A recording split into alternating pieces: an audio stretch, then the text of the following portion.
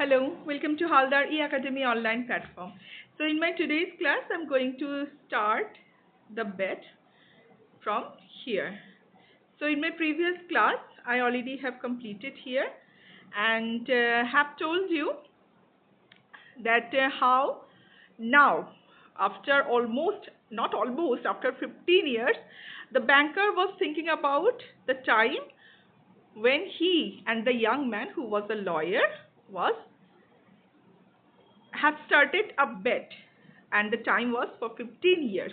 Okay, so now we will see what happened after the previous context, where we were learning that how the banker, means the young man, was spending his life in the solitary confinement that was strictly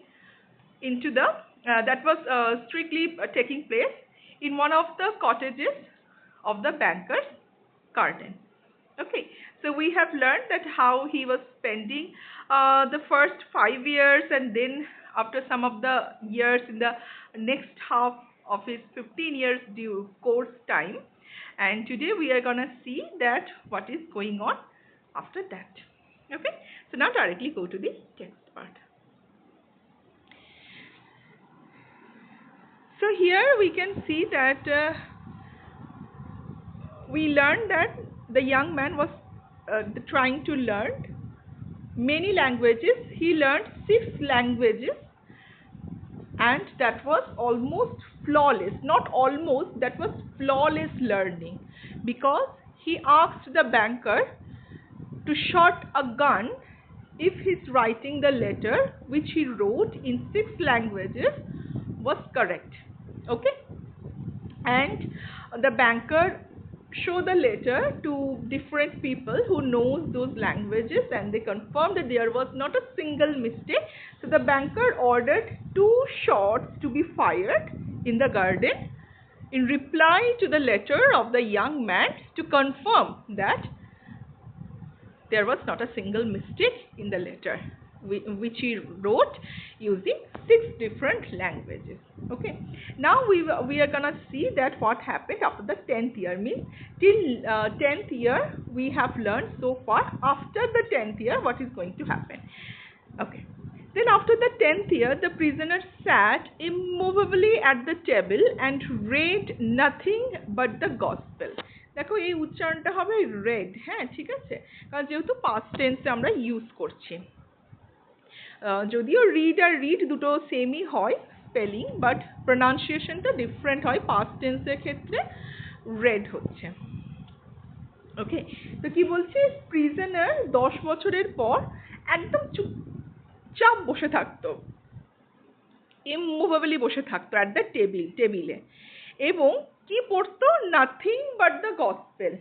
আচ্ছা, এবার বলি গসপেলটা কি বলতো? আচ্ছা দেখো, এখানে গসপেলের মিনিংটা দেওয়া আছে। গসপেল হচ্ছে the first 4 books of the new testament in Bible. আচ্ছা, তার আগে বলি যে একটা রয়েছে ওল্ড টেস্টামেন্ট, যেটাকে বলা হচ্ছে হিব্রু বাইবেল। হ্যাঁ, হিব্রু বাইবেল হচ্ছে ওল্ড টেস্টামেন্ট, আর এটা হচ্ছে নিউ টেস্টামেন্ট। নিউ টেস্টামেন্টের যে প্রথম 4টে বুক, সেটা হচ্ছে Matthew, Mark, Luke and John. এই 4টে বই সে পড়ছিল, গসপেল এগুলোকে বলা হয়। This book tell the story of Jesus life. জিসাসের জীবন সম্বন্ধে এখানে লেখা আছে, টিচিংস লেখা আছে, ডেথ এবং রেজারেকশন। হ্যাঁ, কীভাবে তিনি তার ডেথ মানে ক্রুসিফাইড হলো, এবং কীভাবে তিনি পুনরায় নতুন জীবন লাভ করলে রেজারেকশন হলো, সেটা লেখা আছে। ওকে, তো গসপেল পড়ে সে সময় কাটাচ্ছিল। এর আগে দেখো কি পড়ছিল, আমরা যদি তার ট্রান্সফরমেশনগুলো দেখি, আমরা লক্ষ্য করব যে ফার্স্ট ইয়ারে সে যখন ভীষণ ডিপ্রেসড ছিল, তখন লোনলি লাগতো তার, তখন সে কি পড়তো? সে পড়তো লাইটার যে সমস্ত স্টোরিগুলো আছে, যেগুলো মানে খুব একটা বোঝার দরকার হয় না, যেমন হচ্ছে লাভ স্টোরি, হ্যাঁ এরকম ধরনের জিনিসগুলো সে পড়তো, যেগুলো খুব একটা বোঝার দরকার হয় না। তারপরে সে শুরু করলো, আমরা দেখতে পারবো সে ক্লাসিক পড়তে শুরু করেছিল, তারপর সে ল্যাঙ্গুয়েজ শিখতে শুরু করেছিল, আর এখন যেটা পড়ছে সেটা হচ্ছে স্পিরিচুয়ালের দিকে। সে আরও এক ধাপ এগিয়ে গিয়ে সে এখন গসপেল পড়তে শুরু করেছে। It seemed strange to the banker that a man who in 4 years had mastered 600 learned volume should waste nearly a year over one thin book easy of comprehension. তখন ব্যাংকারটা কাছে এটা স্ট্রেঞ্জ মনে হলো যে একটা মানুষ যে 4টে বছর সে সময় ব্যয় করেছিল 600 লার্নড ভলিউমস, খুব মোটা মোটা যে বইগুলো সেখান থেকে সে শিখছে, সে ভলিউমগুলো কোনো নভেল বা কোনো স্টোরি বুক নয় যে সে শুধু পড়ে যাচ্ছে, সেটা সে শিখতে ব্যয় করেছে, ল্যাঙ্গুয়েজ শিখতে। সেরকম মানে 600 লার্নড ভলিউম সে পড়েছিল। সে একটা বছর পুরো সময় নষ্ট করলো গসপেলগুলো পড়তে, যেটা কিনা বোঝাটা ভীষণ ইজি ছিল। মানে গসপেল পড়াটাকে সময় নষ্ট বলছে না, বাট গসপেল পড়াটা যেহেতু মার্ক, লিউক এই বইগুলো ভীষণ ইজি পড়তে লাগে, তো এটা পড়তে তার এতদিন সময় লাগলো। Theology and histories of religion followed the gospels. এরপর গসপেলের পর সে পড়লো থিওলজি এবং হিস্ট্রিজ অফ রিলিজিয়ন, হ্যাঁ, ধর্মের ইতিহাস। থিওলজি দেখো কি বলেছে, the study of god and religious believes, হ্যাঁ, যে বিভিন্ন মানে ভগবানের সম্বন্ধে জানার জন্য এবং রিলিজিয়াস বিলিফ নিয়ে যে সমস্ত বইগুলো হয় সেগুলোকে গসপেল বলে। যেমন আমাদের এখানে হিন্দু ধর্মে বলা হয় শাস্ত্র, হ্যাঁ, তো সেই শাস্ত্রগুলোকে বলতে পারো এখানে থিওলজি। তো ওগুলোকে পড়েছিল গসপেলের পর। নেক্সট কি বলছে, in the last 2 years of his confinement the prisoner read an immense quantity of books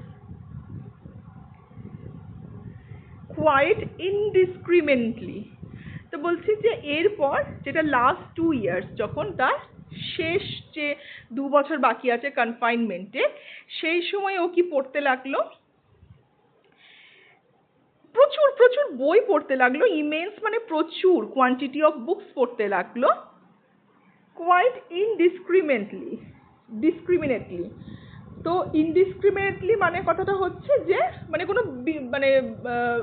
কোনো বাদ বিচার নেই, যা বই পাচ্ছে সে পড়ছে, মানে একটা কোনো লাইনে যাচ্ছে না যে না পার্টিকুলার এই টাইপের বই পড়তে চাইছেন সেটা নয়, বিভিন্ন টাইপের বই পড়ছে যা পাচ্ছে। তো দেখো এখানে দেখো 10th ইয়ারটা আমরা জানলাম যে সে কি করেছে।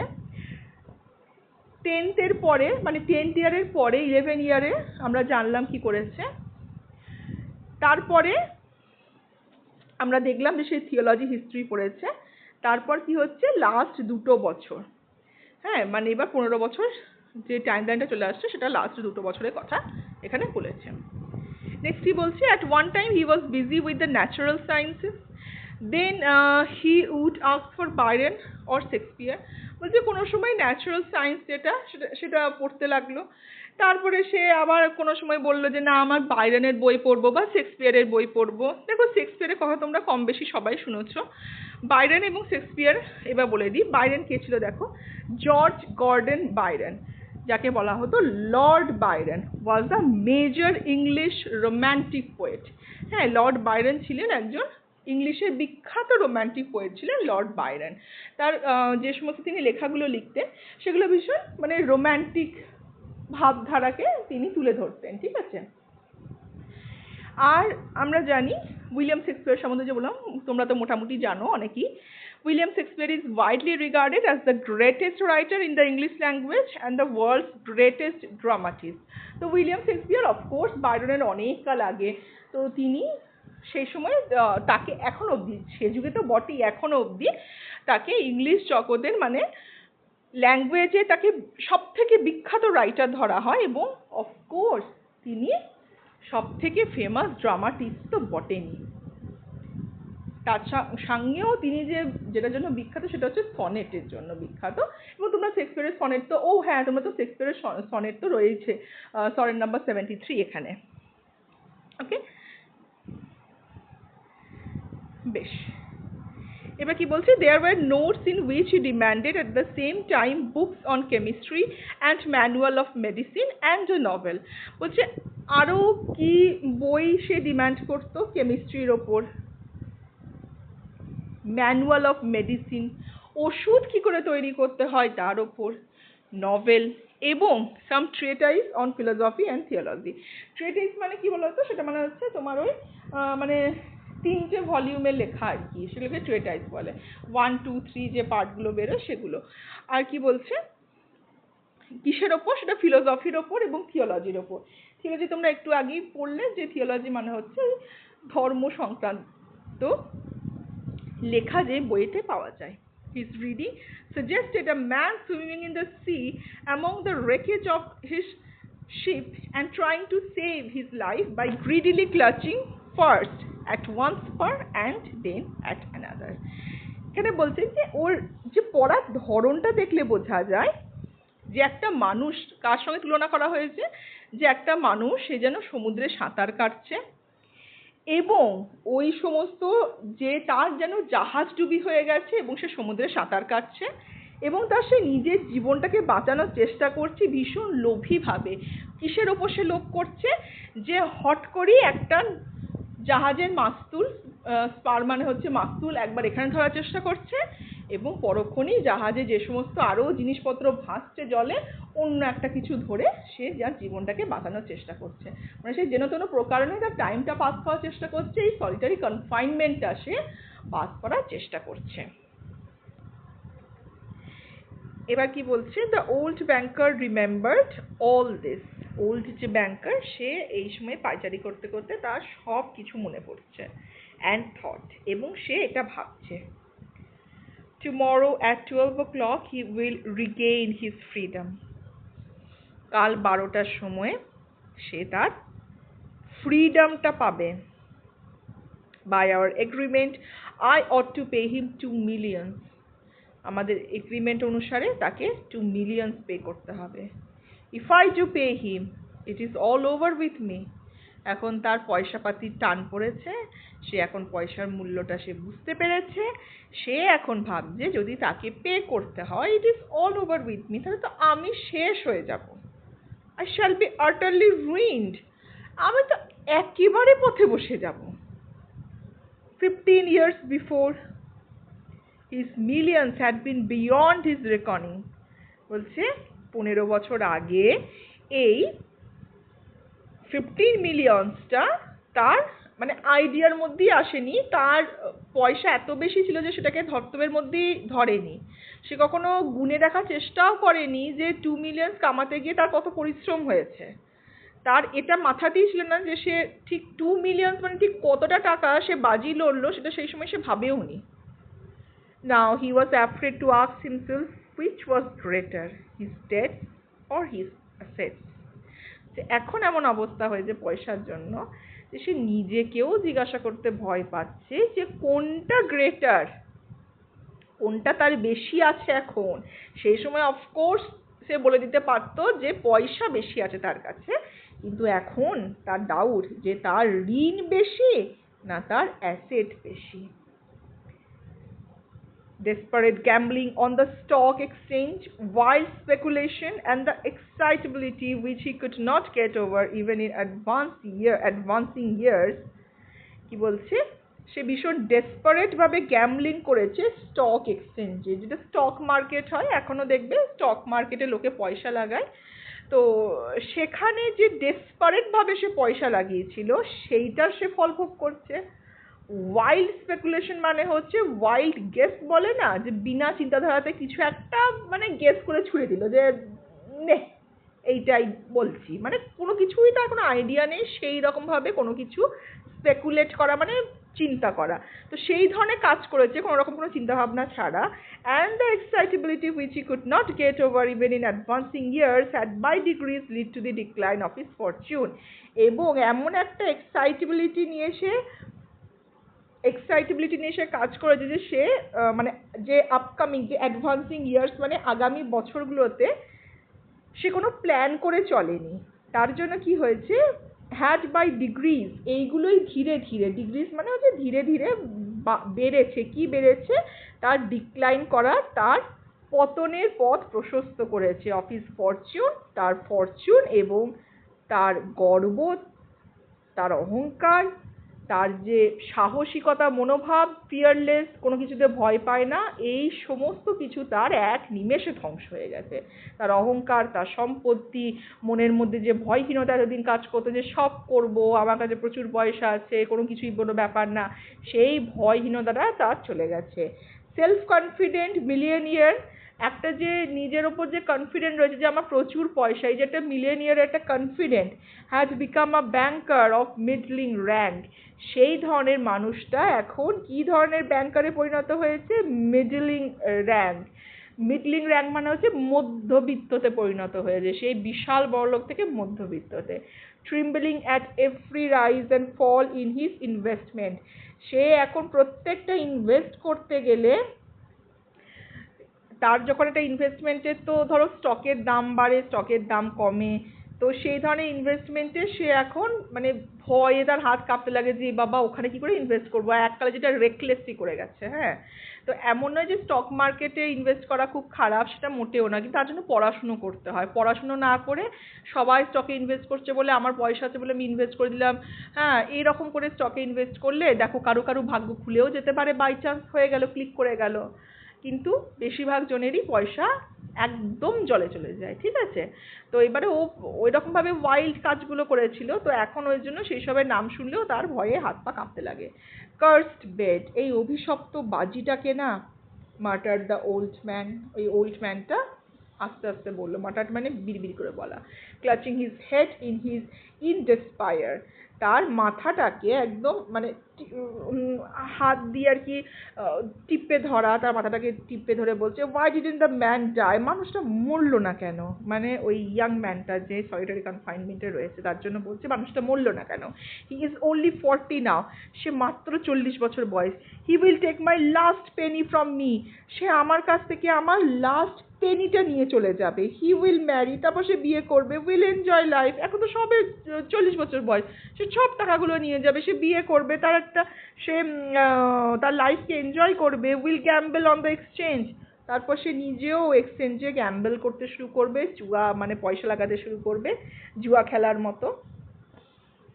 while I shall look at him with envy like a beggar, আর যখন আমি ওর দিকে ভীষণভাবে এনভি মানে হচ্ছে হিংসা ভাবে আমি ওর দিকে তাকাবো। কেমন হিংসা? একটা ভিখারির যেমন একটা ধনী মানুষকে দেখলে হিংসা হয়, ঠিক তেমনি হিংসা আমার মনে ওর জন্য হবে।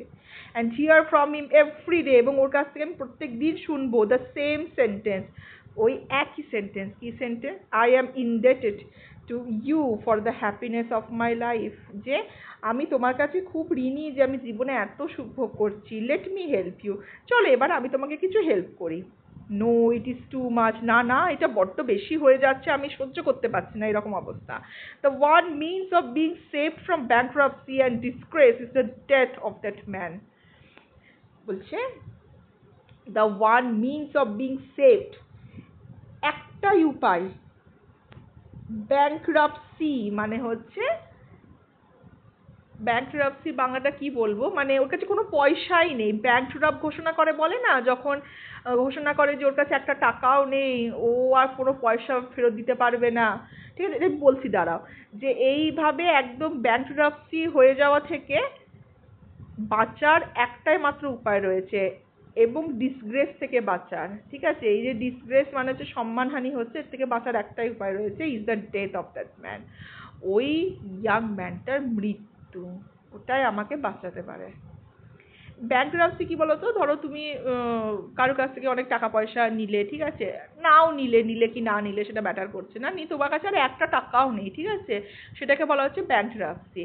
আর ব্যাংক থেকে ধরো তুমি লোন নিলে, একটা লোন নেওয়ার পর তোমাকে তো ব্যাংকে কিছু মর্টগেজ রাখতে হয়, তুমি মর্টগেজ রাখলে, তুমি ধরো ব্যাংক্রাপ্ট হয়ে গেলে, তোমার ধরো লোন আর তুমি পরিশোধ করতে পারলে না, তোমার কাছে আর টাকা নেই ব্যাংকে দেওয়ার মতো, তখন তারা সেই সম্পত্তিটাকে এবার নিলামে বিক্রি করে দেয়। হ্যাঁ, সেই জিনিস।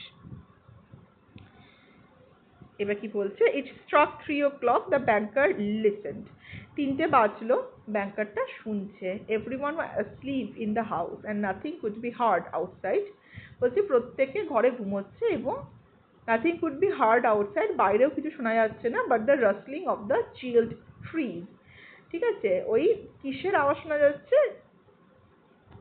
ঠান্ডায় জমে যাওয়া ট্রিগুলোর পাতার যে কিছু হালকা হালকা আওয়াজ সেটা শোনা যাচ্ছে।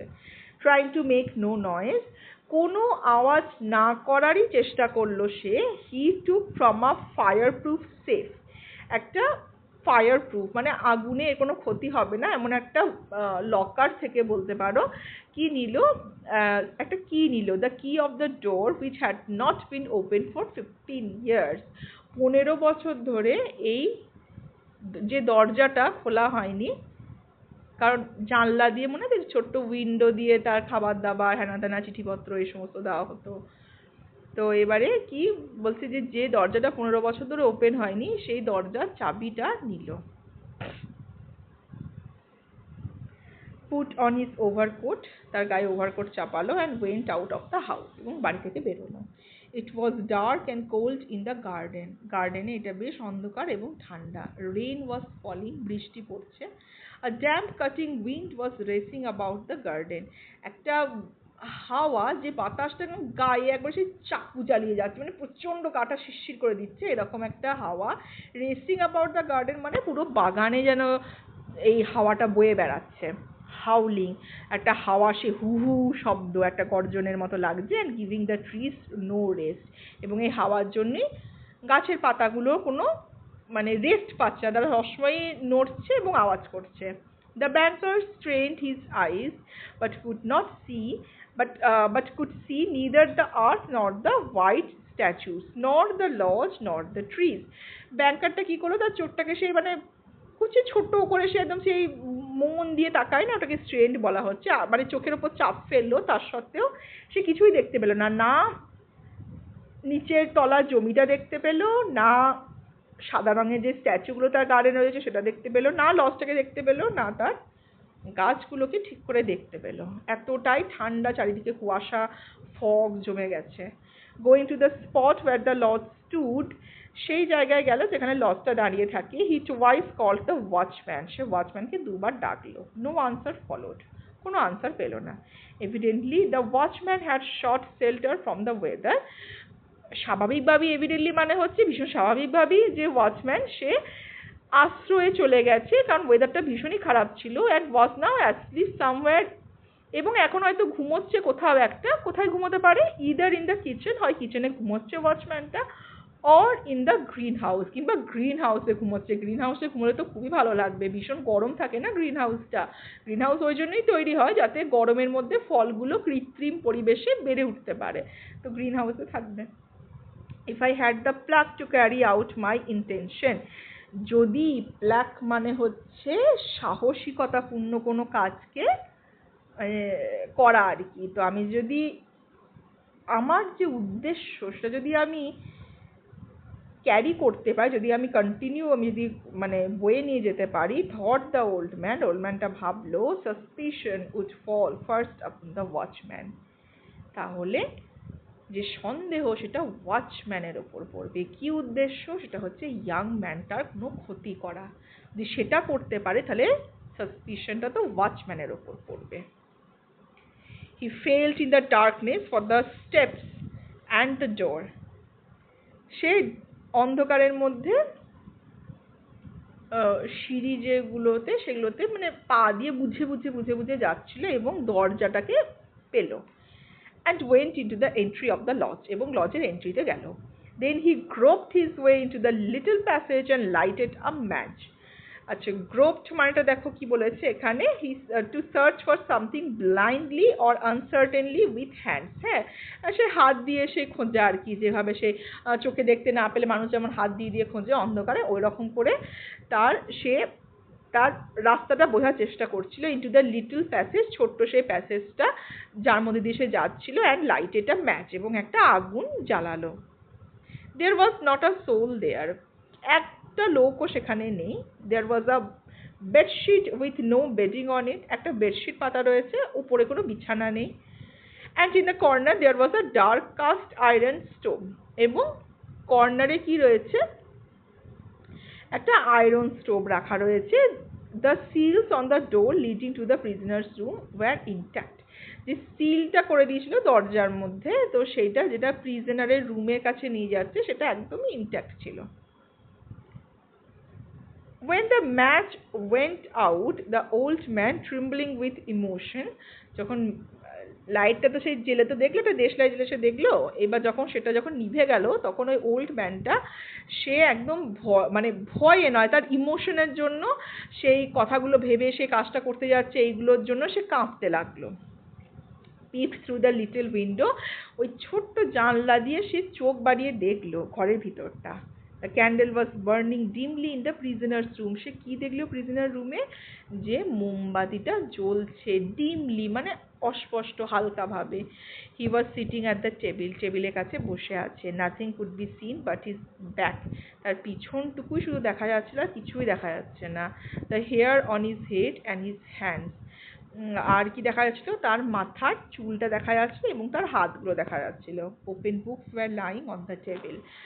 বই খোলা অবস্থায় টেবিলে পড়ে রয়েছে। On the two easy chairs, দুটো ইজি চেয়ারে, and on the carpet near the table, এবং কার্পেটেও বই পড়ে রয়েছে। 5 minutes passed and the prisoner did not once stir. 5 minute চলে গেছে কিন্তু প্রিজনারটা একবারও নড়ল না। 15 years imprisonment had taught him to sit still. 15 বছরের যে এই যে ইমপ্রিজনমেন্টটা তাকে এটা শিখিয়েছে যে কিভাবে চুপচাপ বসে থাকতে হয়। The banker tapped at the window with his finger. আঙুলে করে উইন্ডোতে ট্যাপ করলো, and the prisoner made no movement whatever in response. কিন্তু প্রিজনারটা কোনো ওর রেসপন্সে কোনো মুভমেন্টও করলো না। Then the banker cautiously broke the seals of the door.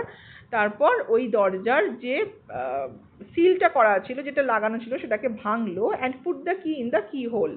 এবং ওই কি হোলের ভিতর চাবিটা ঢোকালো। মানে ব্যাপারটা বুঝতে পারছো? কি হোলে যাতে কেউ অন্য কোনো চাবি ঢুকিয়ে ওকে বার করতে না পারে, তার জন্য ওই কি হোলটাকেই ও সিল করে দিয়েছিল। এবার সেটা ভেঙে চাবিটা ঢোকালো। The rusty lock gave a grunting sound and the door creaked. বলছে যে এতদিন ধরে যে ওই জং পড়ে গেছে, তো বহুদিন ধরে তালা পাল্টানো হয়নি, লকটাও তো নষ্ট হয়ে গেছে, ওইভাবে সিল করা ছিল, সেটা একটা জোরে একটা সাউন্ড করলো, একটা ঘসঘসে সাউন্ড করলো এবং দরজাটাও আওয়াজ করে উঠলো। The banker expected to hear at once footsteps and cry of astonishment. এবার যেহেতু আওয়াজ হয়েছে আর এখনো তো 15 বছর শেষ হয়নি, তো ব্যাংকার ভাবছে নিশ্চয়ই ওই রুম থেকে লোকটা চিৎকার করে উঠবে, পায়ের আওয়াজ শুনে, এই সমস্ত শুনে অবাক হয়ে চিৎকার করে উঠবে। But 3 minutes passed and it was as quiet as ever in the room. কিন্তু 3 মিনিট হয়ে যাওয়ার পরও ঘরের ভিতরে সবই শান্ত চুপচাপ। He made up his mind to go in. তখন ও বললো যে না, মানে ও নিজের মনে ঠিক করলো যে না, এবার তো ভিতরে যেতেই হচ্ছে, ভিতর থেকে যখন কেউ এলো না বাইরে। At the table a man, unlike ordinary people, was sitting motionless. যখন সে টেবিলের কাছে গিয়ে দেখলো অর্ডিনারি পিপলের মতো তো কাউকে লাগছে না, সে যে মানুষটা বসে আছে তাকে সাধারণ মানুষ বলে মনে হচ্ছে না, সে একদম মোশনলেস ভাবে বসে আছে। He was a skeleton with the skin drawn tight over his bones. বলছে সেটা একটা কঙ্কালে লাগছে দেখতে, একদম কঙ্কাল, যে স্কিনটা তার পুরো শরীরের ভিতর ঢুকে গেছে। With long curls like women and a saggy beard.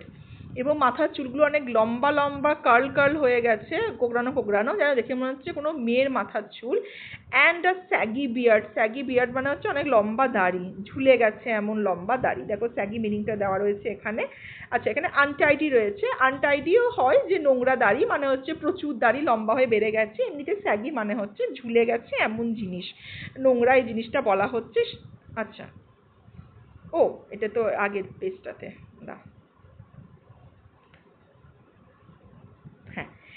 His face was yellow with an earthy tint in it. তার মুখটা একদম হলুদ হয়ে গেছে, তার সঙ্গে with an earthy tint in it মানে একটু ব্রাউন একটু হলুদ, ওই ধরনের একটা ভাব হয়েছে। His cheeks were hollow. cheeks মানে হচ্ছে গালের এই যে চিক বোনগুলো বলে না, হ্যাঁ, গালের এই ফাঁকা জায়গাটা দেখবে চোয়ালের ওইখানে যেখানে থাকে, ওটা না একদম হলো, মানে হচ্ছে ফাঁকা, মানে ভিতর দিকে একদম টেনে বসে গেছে, কোনো মাংস নেই যেন। His back long and narrow. পিছনটা অনেকটা লম্বা লাগছে এবং সরু লাগছে। And the hand on which his saggy head was propped was so thin এবং বলছে যে সেই হাতগুলো যেখানে তার ওই স্যাগি হেডটা মানে ওই আনটাইটি হেডটা যেটা ওই হাতের মানে কাঁধের ওপর যেখানে বসানো রয়েছে সেই পুরো হাত কাঁধ ওইখানটা ভীষণ থিন এবং ডেলিকেট মানে এতটাই ভঙ্গুর টাইপের লাগছে দেখতে that it was dreadful to look at it, যেটা দিকে তাকাতেও ভয় লাগছে। ড্রেডফুল মানে ভয় লাগা। His hair was already streaked with silver, দেখো অদ্ভুত ব্যাপার, চুলটাও সাদা হয়ে গেছে, মানে সিলভার মানে এখানে সাদা হয়ে যাওয়া, রূপালি হয়ে যাওয়া তো আমরা বাংলাতে বলি না, সাদা হয়ে যাওয়া বলি, ওরা বলছে রূপালি টাইপের হয়ে গেছে। অ্যান্ড সিইং হিজ এমাসিয়েটেড, এবং তার এমাসিয়েটেড মানে হচ্ছে ওই যেটা দারিদ্রপূর্ণ, খেতে না পাওয়া, দুর্বল ক্ষীণ যে শরীরটা, দেখো এমাসিয়েটেডের মিনিংটা দিয়েছে এখানে, সেটা হচ্ছে অ্যাবনর্মালি থিন অর উইক। হ্যাঁ, ভীষণভাবে থিন আর উইক হয়ে যাওয়া, একদম সে হাড় জিলজিলে বলে না সেই জিনিস। এজ লুকিং ফেস, বুড়ো হয়ে যাওয়া মুখ। No one would have believed that he was only 40, কেউ দেখে বলবে না যে তার বয়স শুধুমাত্র 40 বছরের। হি ওয়াজ asleep, সে ঘুমিয়ে গেছিল। In front of his bowed head, তার মাথাটা তো তার হাতের উপর ঝুঁকে ছিল, তো ওটার সামনে কি ছিল, লে অন দ্য টেবিল, ওর সামনে যে ঝুঁকে যাওয়া যে মাথাটা সে হাতের ওপর রেখে শুয়েছিল, সেটার সামনে কি ছিল, টেবিলের মধ্যে আর শিট অফ পেপার, একটারা কাগজ ছিল, on which there was something written in fine hand writing, যার উপর খুব সুন্দর হাতের লেখায় কিছু লেখা ছিল। ওকে, আচ্ছা লেখাটা পড়ে নি। Poor creature, thought the banker. He is asleep and most likely dreaming of the millions. বেচারা প্রাণীটা, সে ভাবছে এখন ঘুমিয়ে আছে এবং হয়তো সে মিলিয়ন্সের সম্বন্ধে স্বপ্ন দেখছে। And I have only to take this half-dead man, throw him on the bed. আর আমাকে শুধু কি করতে হবে, অলরেডি তো মারাই মানে আধ মরা তো হয়েই আছে, এমন একটা মানুষকে বিছানায় শোয়াতে হবে। Stifle him a little with a pillow, তারপর তাকে বালিশ দিয়ে আর কি শ্বাসরোধ করতে হবে। And the most conscientious expert would find no sign of a violent death, এবং এর যা অবস্থা তাতে তো ও কোনো প্রতিরোধ করতে পারবে না। তো কনসেন্টিয়াস মানে হচ্ছে, দেখো এখানে দেওয়া আছে, সেটা হচ্ছে extremely careful and thorough in doing what is right or proper, মানে খুব খুঁটিয়ে খুঁটিয়ে যে এক্সপার্ট সমস্ত কাজ করে, এমন এক্সপার্টও কোনো সাইন পাবে না যে এখানে কোনো ভায়োলেন্ট ডেথ হয়েছে, মানে কাউকে এখানে খুন করা হয়েছে সে বুঝতেই পারবে না। সে এতটাই ক্ষীণ এবং দুর্বল, তো বিছানায় শুয়ে দিয়ে তার মুখে বালিশ চাপা দিয়ে মারলেও সে কোনো প্রতিবাদ করতে পারবে না। But let us first read what he has written here. কিন্তু মারার আগে চলো আমরা পড়ি যে এখানে কি লেখা আছে। The banker took the page from the table and read as follows. ব্যাংকারটা তখন পেজটা নিল এবং সে কি পড়তে লাগলো, দেখো। Tomorrow at 12 o'clock I regain my freedom and the right to associate with other men. কাল 12টার সময় আমি আমার স্বাধীনতা পাবো এবং আমি সেই অধিকার পাবো যে আমি বাকি মানুষদের সঙ্গে মিশতে পারি। But before I leave this room, কিন্তু এই রুম ছাড়ার আগে, অ্যান্ড সি দ্য সানশাইন, এবং সূর্যের আলো আবার 15 বছর দেখার আগে, I think it necessary to say a few words to you, আমি মনে হচ্ছে আমার যে তোমাকে আমি কিছু কথা বলে যাই। With a clear conscience I tell you, আমি সুস্থ মস্তিষ্কে তোমাকে বলছি, অ্যাজ বিফোর গড, এবং ভগবানের সামনে নিজেকে প্রস্তুত করে বলছি, হু বিহোল্ডস মি, দেখো গসপেল করেছিল তো তার একটা এফেক্ট হয়েছে, যে আমার দিকে তাকিয়ে আছে, that I despise freedom and life and health, যে আমি স্বাধীনতাটাই ঘৃণা করছি, লাইফ এবং হেলথকে ঘৃণা করছি, and all that in your books is called the good things of the world, এবং আমি সেই সব কিছুকে ঘৃণা করছি যেগুলো তোমাদের বইয়ে লেখা আছে ভালো জিনিস হিসাবে বর্ণনা করা আছে। Okay, so this is it for today. Tomorrow I will continue from here. Okay, hope you understand the text, hope you like it all, and it's a very interesting story, very interesting story. Okay, so till then, stay with Haldari Academy. Have a nice day.